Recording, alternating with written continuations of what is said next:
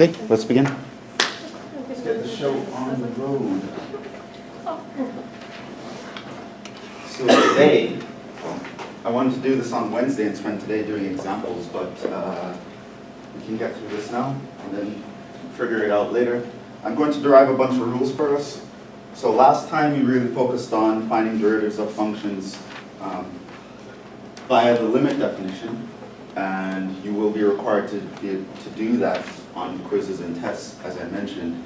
But it turns out that method is too complicated, too cumbersome for most cases that we'll be looking at. So today I want to develop some rules and formulas that will allow us to do find derivatives via much more concise methods. So that's what we're going to do today. Figure out some rules and formulas to make taking derivatives easier. So I'm going to prove a lot of things. Class might feel like a bit of a whirlwind, but don't worry about it. I will put in boxes things that you have to remember, but try to catch as much of the rest of things as you can. But first, let's start out with a fun fact. I don't know, maybe that random fact, or not so random, is better. Say A and B are larger than 1, just to make things a little bit easier. Then it turns out that if you look at the log to the base A of B, this will actually be equivalent to 1 over log to the base B of A. Turns out if you switch the base and the number being logged, it's like taking a reciprocal of the other log. Okay? So that's actually true. So let's start by actually proving that. It's not terribly complicated to prove. So let's set log to the base A of B equals C. Now we know what that means, right? What does the first law of logarithms tell us? Yeah? That the A to the power C is equal to B. A raised to the C equals B. And now, I started out with log to the base A. I want to change things to log to the base B. I'm simply going to take log to the base B of both sides.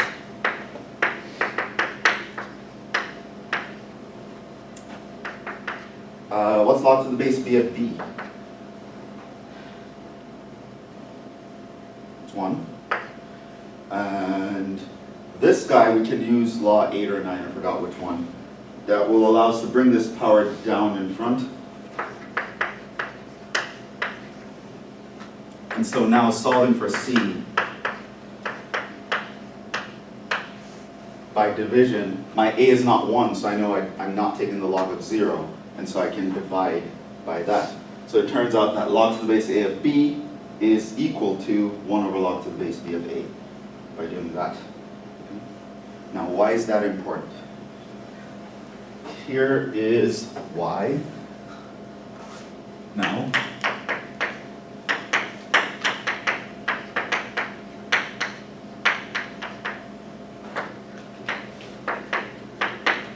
we're going to figure out how to compute the derivative of an exponential function.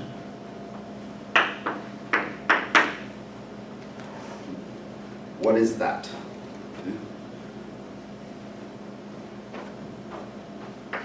No. We don't know what this is yet, so let's go by the definition. We know that we can find this by finding the limit as h approaches 0 of f of x plus h minus f of x all over h. And so now we want to compute this limit in general. Remember, a here can be any constant. We're assuming it's greater than 1. If it's less than 1, of course, we can take 1 over and deal with that separately. But let's actually figure out how we can deal with this limit. First thing I can do is realize that the limit is controlling h. So as far as the limit is concerned, x is a constant. I can think of that as a constant and factor it outside the limit by the limit laws. So I can take out an a to the x, and I would be left with a to the h minus 1 all over h. So we'll have that. Now, how do we compute this guy? Well, we're going to make a slight substitution here just to make things a little bit easier. So,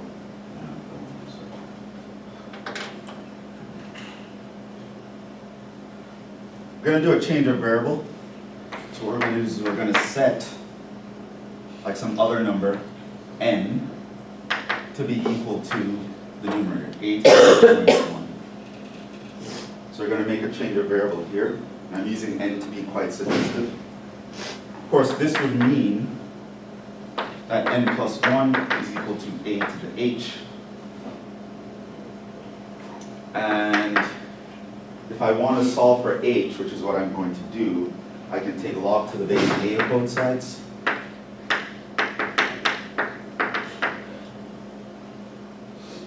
And so h can be this, right? So I can go to this limit and I can replace the numerator with n, replace the denominator with a logarithm. And something I want you to note here, what will happen, is that as h approaches 0, n will also approach 0. Notice that as the power here goes to 0, I have a to the 0, which is 1 minus 1. So 1 minus 1 is 0. So the n will go to 0 as the h is going to 0. So that will be true. And so now what I get is, to pick up where we're left off here, this would be equal to a to the x. And I'm going to change the variable to just n's. So as h is approaching 0, it's the same as saying n is approaching 0. The numerator is n. The denominator is log to the base a of n plus 1. Now,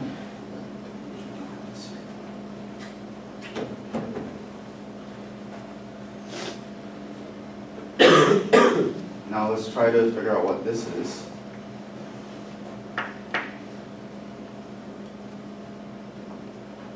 It turns out now we can apply our fun fact. Here I have 1 over a logarithm. Right? So what I can do is I can actually try to flip that.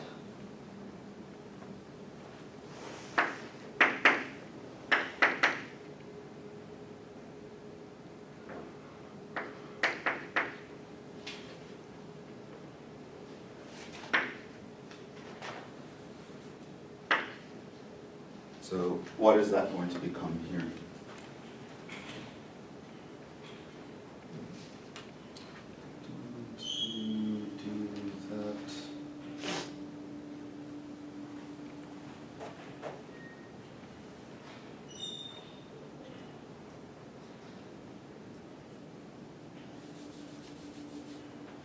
But before flipping that, I don't want to apply that yet. Let's actually try to take some sort of limit here. So what I want to do now, I think something is off. Hold on.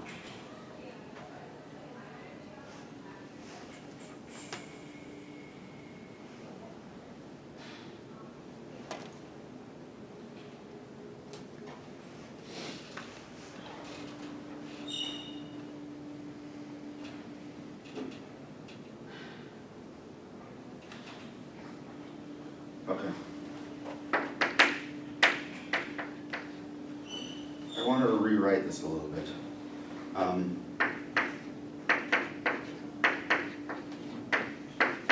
make it nicer.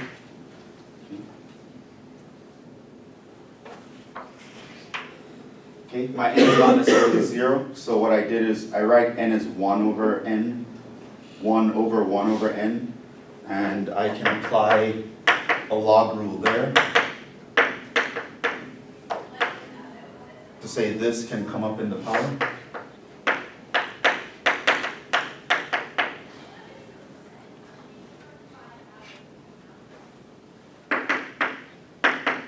And now I'm going to apply a limit law, We know that the limit of a division, we can take the limit of each individual part. Limit of n approaches 0 of 1 is just going to be 1. And so I can move the limit down here.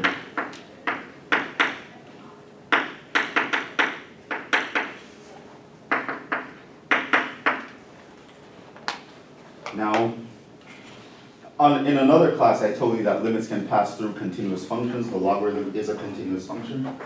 So I can actually do this, move the limit inside.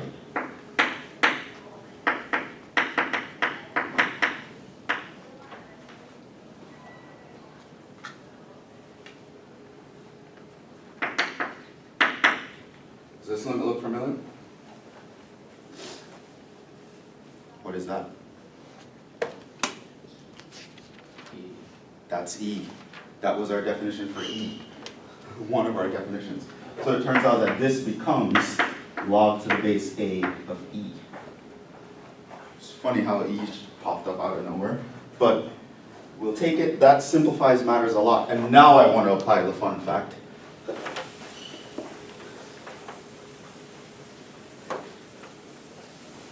So 1 over log to the base A of E can be flipped if I just switch the base and the thing being log.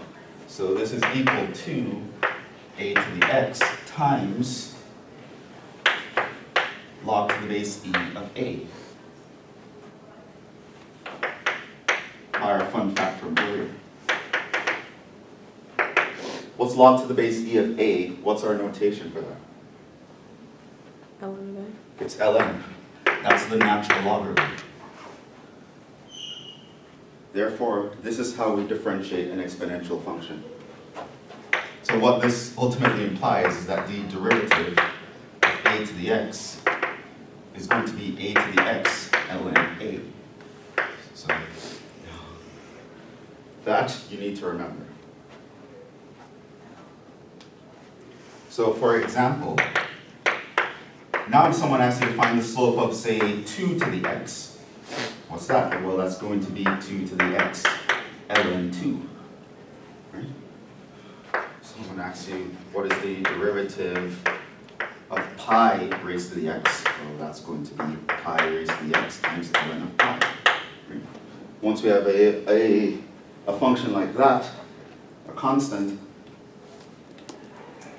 we can actually find the derivative via that formula. Now, from this formula, we can get a very important corollary. A corollary is just a simple mathematical fact that you can draw right away from some other known mathematical fact. So we end up with a very important corollary. And that might be spelled wrong. This is just in a blind spot for me. It might have 2 R's and 1 L. I can never remember. Okay, the corollary is the following. If you set A equals to the number E specifically, what will happen? Well, the derivative of E to the x would just be E to the x times ln of E. What is ln of E? 1. That's 1. So it turns out E to the x. Therefore, we can derive another rule. The derivative of E to the x is E to the x. And that is something you should know. And that is quite a significant feat, by the way. Here we have a function whose derivative is itself. I want you to realize that there's only one other function in existence that has that property, and that is the 0 function. If you say f of x equals 0, the derivative would be 0 because that's a constant. This is the only non-constant function who is its own derivative. That's special in and of itself. But of course, E gets more special. Somehow it popped up here randomly. But that's very important.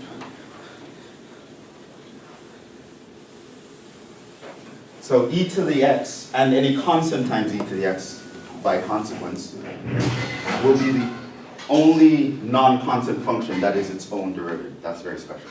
Now, by the chain rule,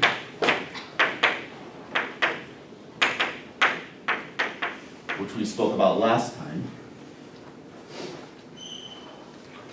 we can know the following.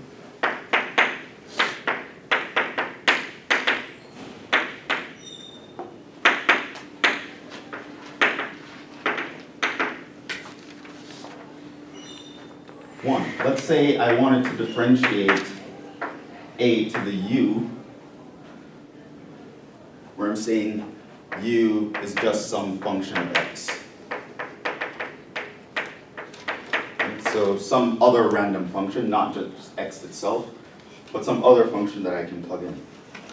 Now, the chain rule says when you want to differentiate a function, when another function is plugged inside of that function, so we're plugging another function u inside the exponential, the chain rule says differentiate the outer function. Well, that would mean I apply that rule over there.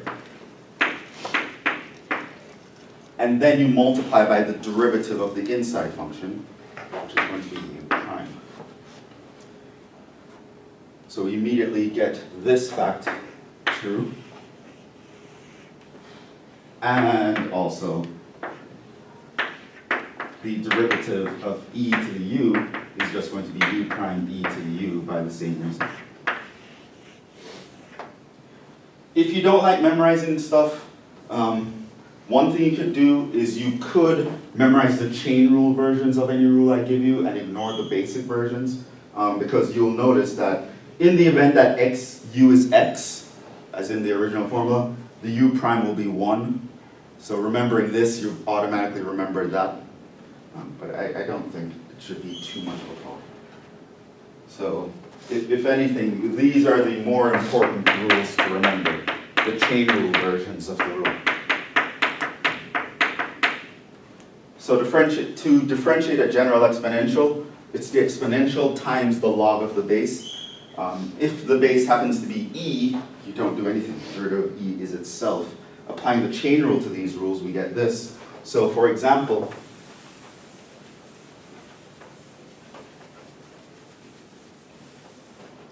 just some simple examples here. If someone asks you, differentiate 2, not 2 to the x, but something like 2 to the x squared, well, that will just be 2 to the x squared ln 2 times the derivative of the power, which we now know is 2x. We learned that a couple classes ago. So that would be the derivative of that. If someone asks you, what is the derivative of e to the square root of x? You could also figure that out by the chain rule. It will be the original function times the derivative of the power, according to that rule. Do you remember what's the derivative of radical x? 1 over 2 radical x. 1 over 2 radical x. So that would be that derivative. Okay? So in learning how to differentiate the exponential, we can differentiate very more complicated versions of the exponential, provided that we know how to differentiate the powers that are plugged in. Okay, so that's cool. So we have a lot there. The next thing we want to conquer is the logarithm, which is the inverse of the exponential.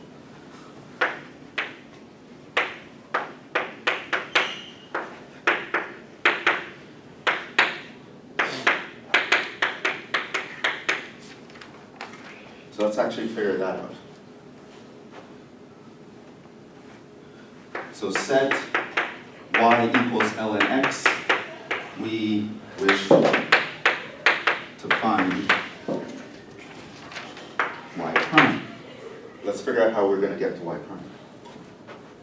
You can follow me.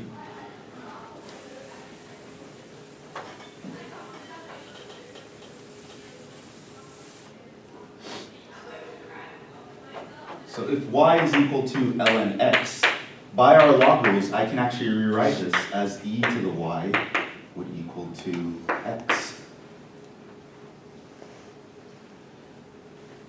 I can then, what I want to do is, this is equal to that, therefore their slopes must also be equal. I'm going to differentiate both sides.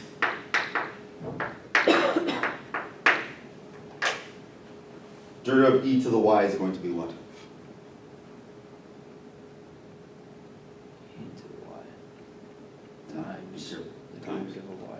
Exactly. this rule, because your y is not just x, right? It's an arbitrary function, so I'd apply this rule. So derivative of that is going to be y prime e to the y. Derivative of x is 1.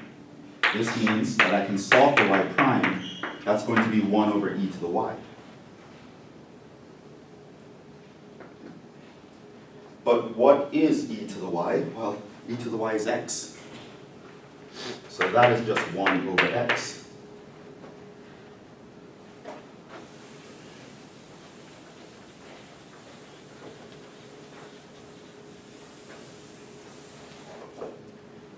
This gives us another rule. The derivative of the natural log is 1 over x.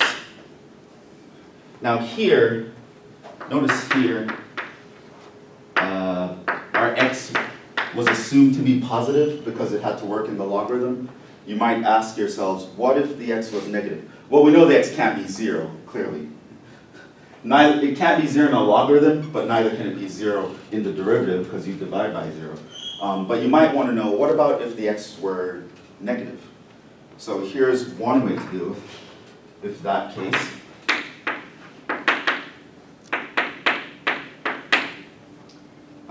Standard way to deal with this, if you want to figure out if something is negative, you probably want to just consider the absolute value of x instead. So let's look at what about the derivative of ln of the absolute value of x. Okay. Now I'm allowed to plug in the x values themselves can either be positive or negative, and the log is going to work. How do you deal with that? Well, you have to remember what the absolute value means. This can have two cases. We can have the derivative of ln x. If your x is positive, it will be the derivative of minus x if your x is negative. Now in the first case, we already know what that is. That's 1 over x. Now in the second case, you might want to know, how would you deal with that? Well, what we would do is, if x is less than 0, we can apply the chain rule. Right? So here's an inside function. We know how to differentiate the outside function. It's just 1 over whatever is being logged. To apply the chain rule, we multiply it by the derivative, which is going to be minus 1. The negatives would cancel. And we would again get 1 over x. So you'd realize whether we're assuming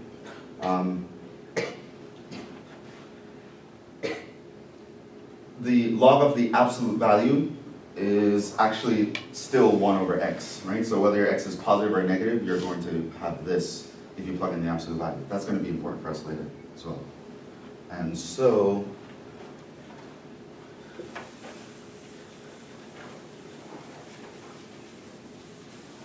that gives us some power over the signs here. And so this is the basic rule for differentiating the logarithm. And if we have absolute values around the x, the rule stays the same. And we can also have the chain rule versions.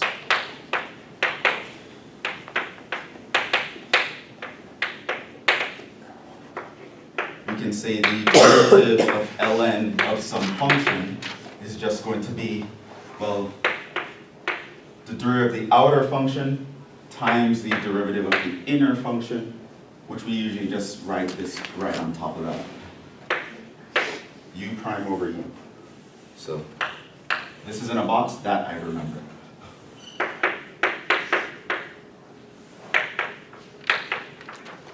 In other words, if you want to differentiate ln of something, the answer is going to be the derivative of the thing over the thing itself. So an example here, what if we wanted to differentiate ln of x squared plus 1? Okay. Well, that is going to be equal to, you put x squared plus 1 on the denominator, and on top, you're going to put the derivative of x squared plus 1. Now we know that the derivative of a sum is the sum of the derivatives, so we just differentiate these one at a time. Derivative of x squared is going to be 2x. Derivative of 1 is going to be 0 because it's a constant, so that's the answer. I can talk about, for example,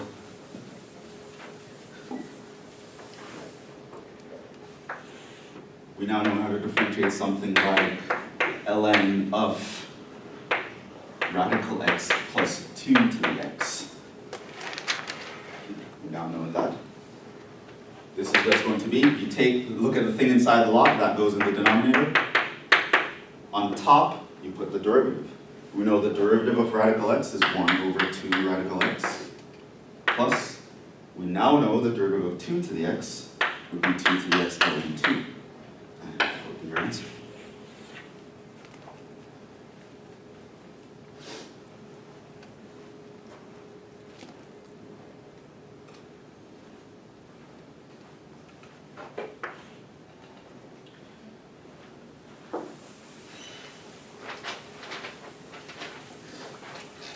We are also going to figure out how to differentiate a general logarithm. Maybe it's not in base e. What if a log comes to me in another base? How do you differentiate that?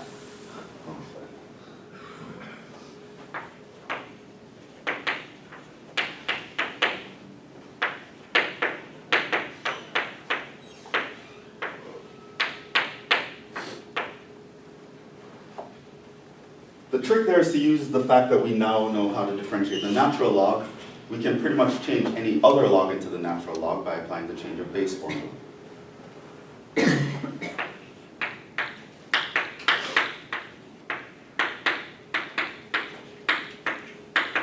So this guy is actually equal to ln of x divided by ln of a by change of base formula.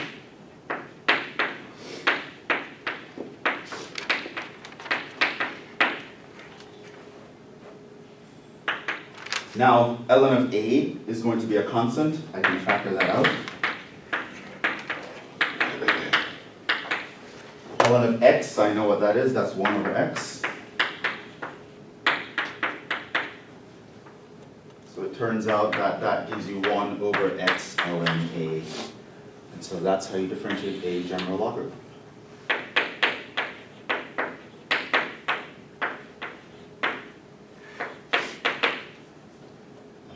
1 over x ln a.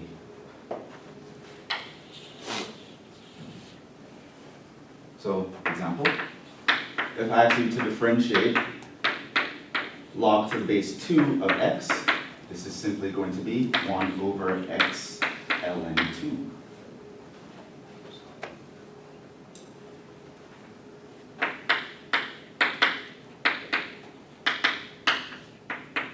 The chain rule allows us to expand this formula. So now, if I have the derivative of log to the base a of some random function, this will be 1 over, well, the thing ln a times the derivative of the thing. So you probably should memorize this rule.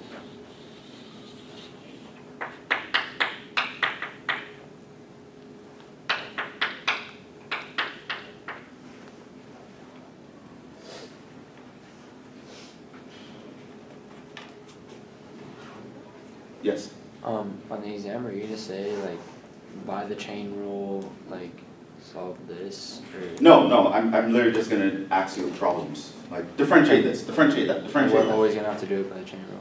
Huh? And we just solve it using the chain rule? Yeah, the chain rule is one of those rules where you can pretty much apply in every situation, because even if you don't have to apply it, the derivative part is just gonna be the number 1. Oh, okay. So you can always think of using the chain rule if you want. But you won't have to state specifically like by the chain rule. Like just do the rule. I'll be able to see that you're applying the chain rule because you'll have a u prime as a part of your answer as opposed to it not being there. Okay. You answered it. Okay. Thank you. So yeah, you don't have to write out the sentence, by the chain rule I did this, by this rule. That's not necessary. You can just go through the motions. Yeah, what you're going to realize with these rules is it's going to be easy to see that someone is not applying them or they don't know how to apply them. So if you apply it correctly, I'll know you're applying it. So you don't really have to state it. So, had a little bit of breather. We learned how to differentiate a general exponential function. We learned how to differentiate the natural exponential function. We learned how to differentiate the natural logarithm. We learned how to differentiate a general logarithm. So even if you don't know the derivations, I'm never going to ask you to actually do this part, but you should know that. Okay. And I just want to prove some things because I think, one, is kind of important for you to see how things develop, and two, I think the typical calculus textbook kind of does a clumsy job of doing these things. Because what I want to prove now, and let me give you an example of this one first. So on a test or a quiz, I could ask you, find the derivative of log to the base 3 of x squared plus x plus 1. Right? To show you a chain rule version of that guy. Well, this is going to be, well, in the denominator, you're going to have this whole thing times ln of the base, and on the top, you're going to put the derivative of this thing. We now know how to differentiate x squared, that is 2x. We know how to differentiate x, that is 1. We know how to differentiate 1, that is 0. So we have that. So that would be the answer there.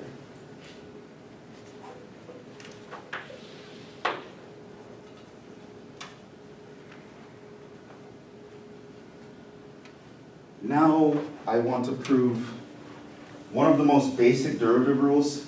It's going to be a rule that allows us to differentiate polynomials. They're very simple kind of functions, very nice kinds of functions. And as I said, textbooks usually do a very bad job at this because the order in which they teach you things, it's like they can't give you the full proof here. So it's spread out over several chapters. They're like, okay, let's prove the power rule for this special case and just pretend it works for everything. And then they proved it in another case, and then they proved it in the general case. So it's like spread out over like several chapters. And the reason is because at the end of the day, to prove the general case, you need to actually apply exponentials and logarithms. But a typical calc textbook is not going to teach you how to deal with those first. And so I decided to teach you those first because I think it's okay to, I don't think it's any more difficult to grasp than the other cases. So I just kind of switched the order, put the exponential and logs at the front, and that way everything else that was dealt with clumsily will be more streamlined in the end. Anyway, so let's actually talk about the power rule. So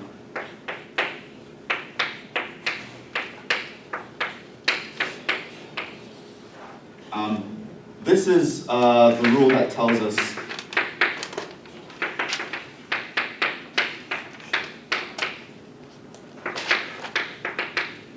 how to find the derivative of x raised to some constant power. Now we did this specifically for x itself. We did it specifically for x squared. Doing it for x cubed would be similar. You'd have to expand x plus h all cubed, right? But we want to do it in general, right? What if n was 1,000? What if n was 1/3, right? How do you deal with those cases? So that's what this rule seeks to tell us. And now, because we know about the logs and exponentials, we can actually derive that formula in full generality right off the bat, instead of kind of doing it in pieces spread out over several sections.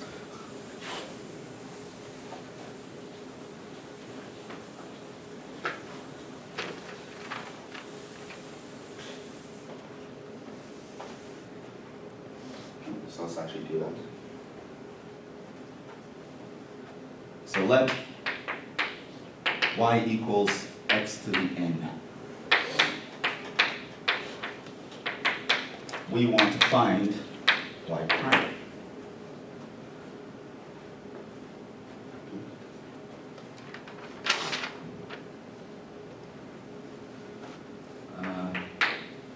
First thing I'm going to do is I'm going to take absolute values. Okay. Why? Because I want to actually use logarithms, and I know when we're logging something, it can't be negative. So this is to deal with the case where x is less than 0. Okay? So here you can plug in x as a positive or a negative number. It's not going to make a difference. That will be fine. And now what we're going to do is, the power is going to be a problem. You can know this from, if you try the limit definition, expanding that power is going to be the real issue. And so to get rid of powers, we know we can use logarithms. What I can do is log both sides.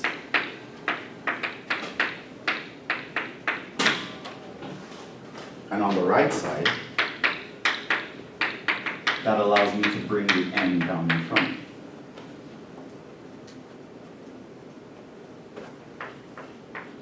Now what's going to happen is I can differentiate this guy. What's the derivative of ln of absolute value of y? 1 One over of y. y. Almost. Derivative of y. Times derivative of y, right? Y prime over y, right? I showed you in the case if you had absolute ln of the absolute values, and even if you branch it off, you'll get the same thing at the end. You won't need absolute values to express the final answer. Similarly, so I differentiated both sides here. That's what I'm doing. Differentiate both sides. N is just a constant. We have the constant factor rule, so that's going to stay. Derivative of ln of absolute value of x is going to be 1 over x. So we have that. So now, this will mean, here is y prime. That's actually what we want to find. So it's being divided by y. What I'm going to do is solve for y prime by multiplying by y. So y prime is going to be equal to n times 1 over x times y. But what was y? X. Y is x to the n. So we have n times 1 over x times x to the n. Laws of exponents tell us that we subtract the powers. So this gives us n x to the n minus 1.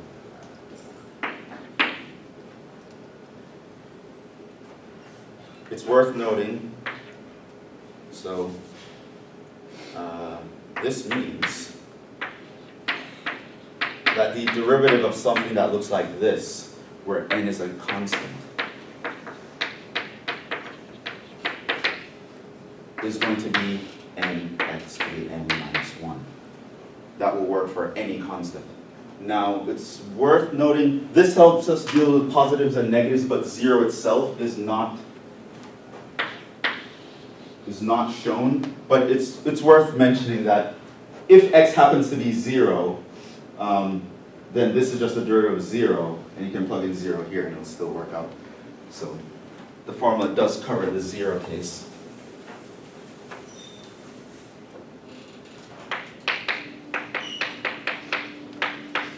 So strictly speaking,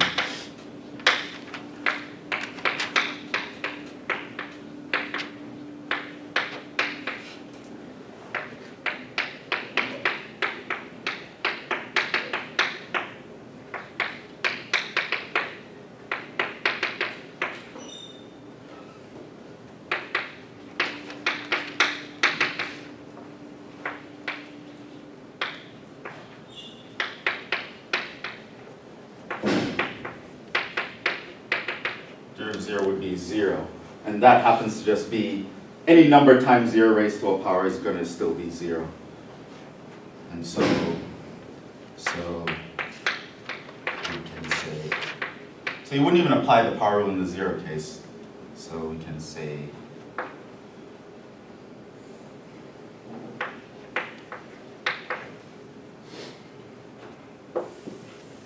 let's just say we don't even need it, so we don't need this rule in the x equals 0 case. So you pretty much assume that x to the n will be n x to the n minus 1, and that is called the power rule.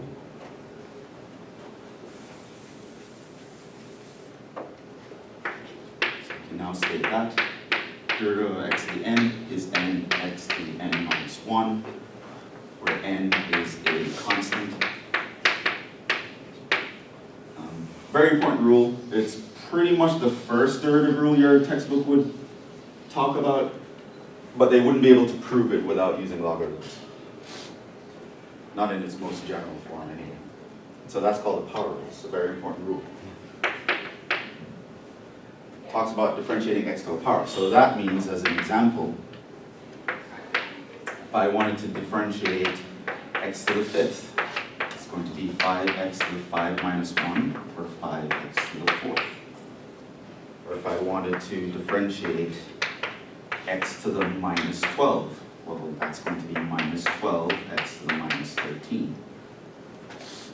We can also look at the familiar rules that we derived the long way last time. A lot of those will automatically follow suit here. So if we can talk about what is the derivative of x, well, I can think of that as x to the 1. So this is going to be 1 times x to the 1 minus 1. That's 1 times x to the 0, which is 1. The derivative of x is 1 by the power rule as well. We can talk about derivative of x squared. Well, that's going to be 2x to the 1 minus 1 to the 2 minus 1, which is just 2x. So that works out. We can talk about how would you differentiate the radical of x. Well, this just means you're differentiating x to the 1/2 power.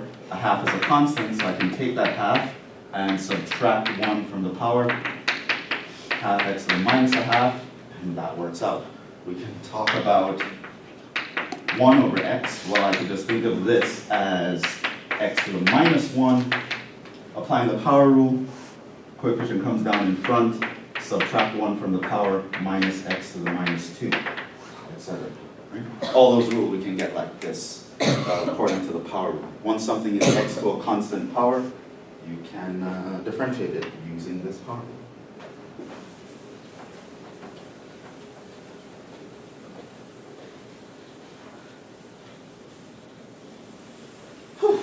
Okay.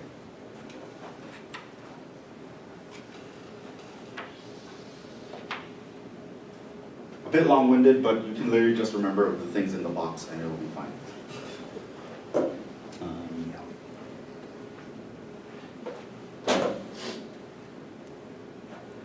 I want to prove. Last time we said we'll talk about functions that are products.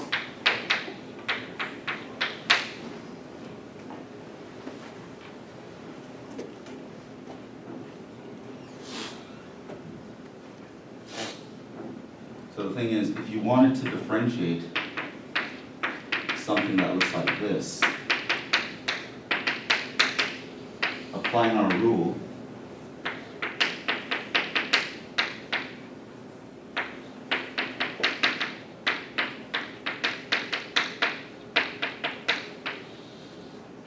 look like that. And mathematicians doing as they do, they're going to be very sneaky here. And they're going to add and subtract something very convenient that ends up being 0, so it's not going to matter really. But it will make things a little bit more convenient. So you can subtract f of x, g of x plus h, and add f of x, g of x plus h.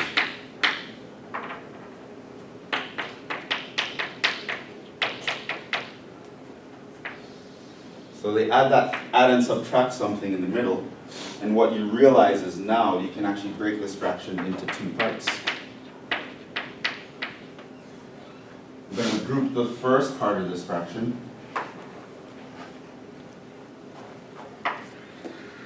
That's going to be one part, and I'm going to break it into this part. Now, in the first part, g of x plus h is a common factor. I can factor that out.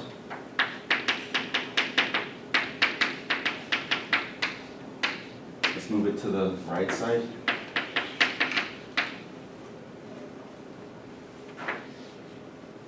Plus, in the second case, f of x is a common factor. I can factor that out.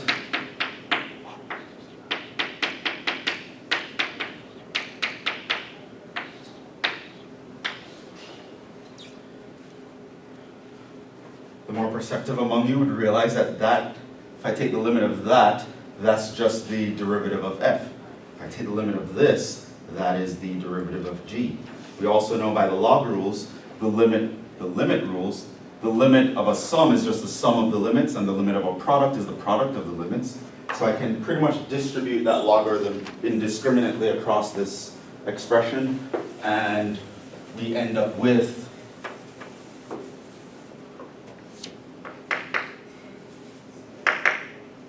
f prime of x times g of x plus f of x times g prime of x. And this is called the product rule.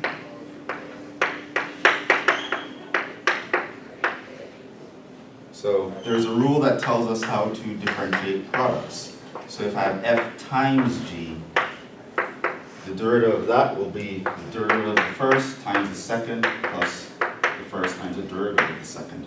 And that is called the product rule. And it is in a box because you have to remember it.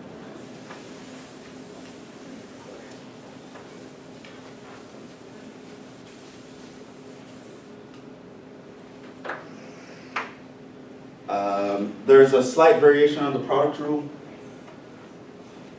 called the quotient rule. Let's say we had a division of functions.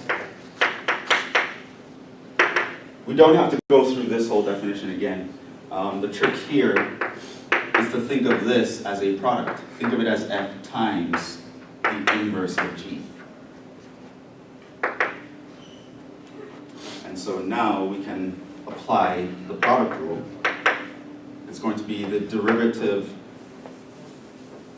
It's going to be the derivative of the f times the g plus it's going to be f times the derivative of g inverse. So in other words, we have some function raised to the minus 1 power. That's a power rule there, but it's not just an x, there's an entire function, so we have to apply the chain rule here.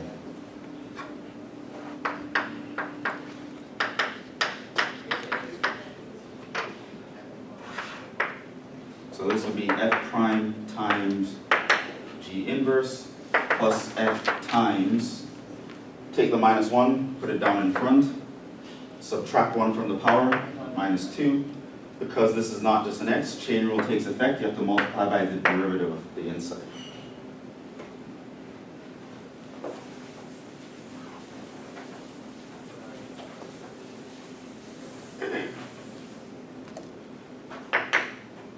Let's rewrite this a little bit. So this is f prime over g minus, this will be f times g prime over g squared. To combine the fractions, create the common denominator and multiply this by g over g. And so you end up with f prime times g minus f times g prime over g squared. This is called the quotient rule.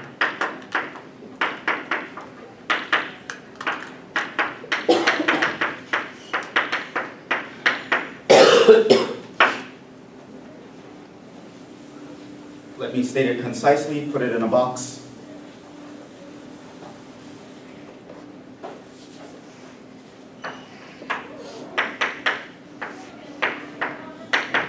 The derivative of a division of functions, provided it exists, is going to be equal to the bottom times the derivative of the top minus the top times times the derivative of the bottom over bottom squared.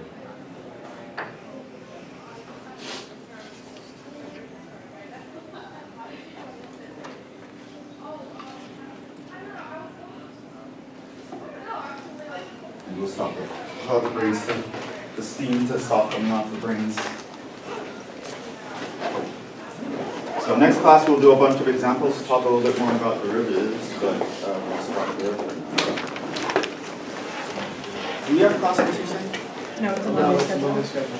schedule. So next time I'll see you guys is Wednesday. Learn the thing in the box, try to apply them to some various functions, and that'll prepare you for the quiz on Wednesday. I will also ask you on the quiz to actually write down these rules, so be sure to memorize them.